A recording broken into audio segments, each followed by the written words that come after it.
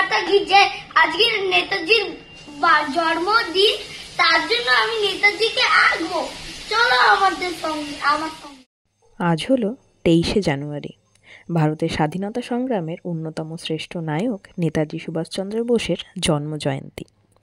আজকে এই 23শে জানুয়ারির দিনটা যদি উনি আমাদের জন্য এত সংগ্রাম না করতো, তবে হয়তো আমরা এই 15ই আগস্টের এই দিনটিকে স্বাধীনতার দিন হিসাবে পেতাম না। তাই ওনার এই দান আমাদের সবার জীবনে অনস্বীকার্য।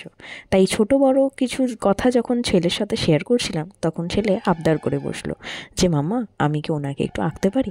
তো ওনাই ওর এই ক্ষুদ্র প্রচেষ্টায় নিজে ছোট ছোট হাত দিয়ে আমি ওকে কিছুটা হেল্প করেছিলাম, আর সেইভাবে ও একটুখানি ওনার ছবি তোমাদের সবার সামনে তুলে ধরার চেষ্টা করেছে।